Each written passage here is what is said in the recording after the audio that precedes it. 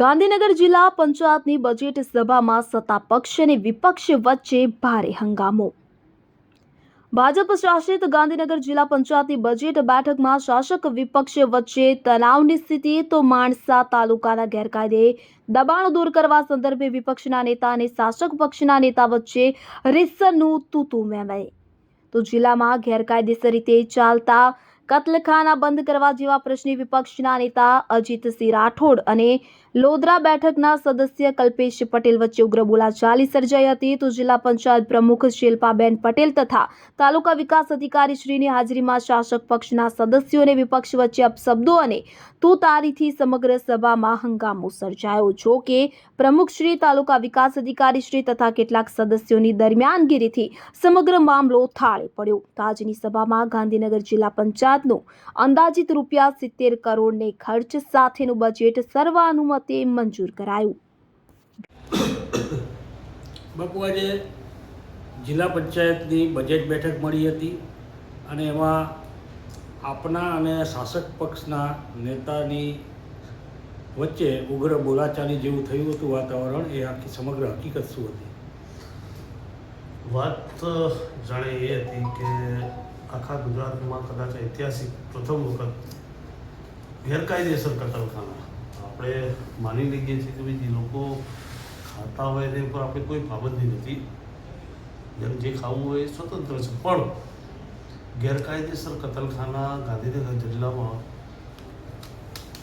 કેટલી સંખ્યા છે એ પૂછવા બાબતે પ્રશ્ન હતો.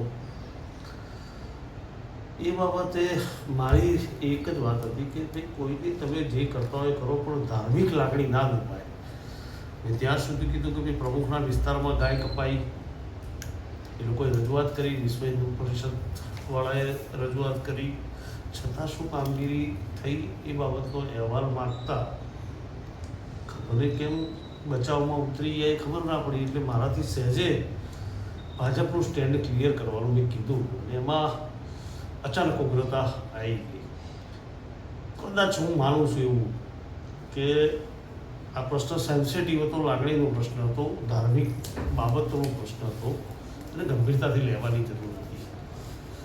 થોડી ઉગ્રતા એમના તે પણ થઈ અને થોડી મારી પણ થઈ અને હું ખરેખર થાય થોડી મારી ઘણી વખત એવી થાય કે ઉગ્રતા આવી કે લાગણીના આવેશમાં આવી થોડો ઉગ્ર થયો. પણ અંતે મને દુઃખ એ વાતનું કે આપણે જે પ્રશ્ન લઈ અને જ્યારે ચર્ચા કરતા હોય, પિંક રિવોલ્યુશનની વાત થતી હોય અને ત્યારે આટલું મોટું હોય ગાંધીનગર જિલ્લામાં અને વિશેષ કરીને જે જામણા ગામમાં થયેલું છે, મારા વિસ્તારમાં, મારા ત્યાં દેરાસરની આજુબાજુના 100 કિલોમીટરના રેડિયસમાં કતલખાના છે, એ બંધ થવા જોઈએ એની મારી રજૂઆત હતી. અને એ માટે થઈને એના સ્થાનિક લેવલે તલાટી જોડે સર્વે કરાયો તો ઓટોમેટિકલી મળી જતું.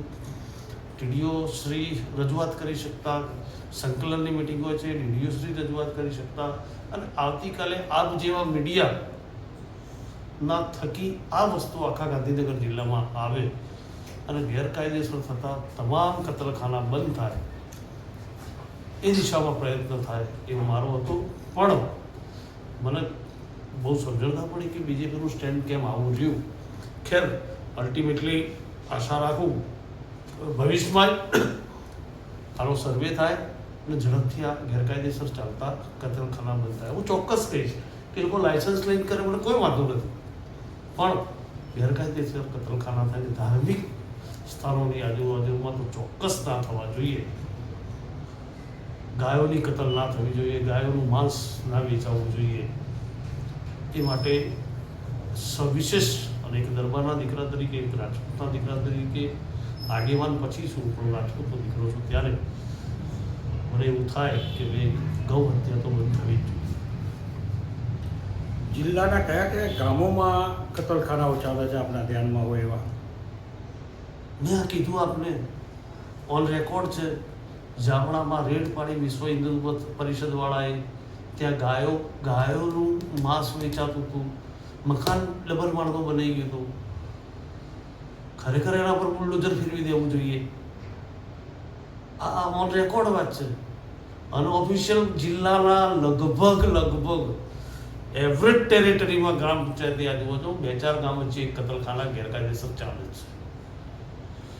નીકળવું હશે, સર્વે કરવું હશે. મેં ડીડીઓ શ્રીની વાત કરી કે કાગડા ગણવાના તો રેવન્યુવાળા કાગડા ગણી શકે તો કેમ આ પકડી ના શકાય? જે વિસ્તારમાં ગેરકાયદેસર કતલખાના ચાલતા હોય એ તમે તમારા સ્ટાફથી પકડી જ લેવાય. તમારે જાણકારી તમારે સર્વે જ કરવાનો થાય. તાત્કાલિક સર્વે કરશો ઓટોમેટિકલી બહાર આવી જાય. એટલે હું માનું છું અને સમજું છું.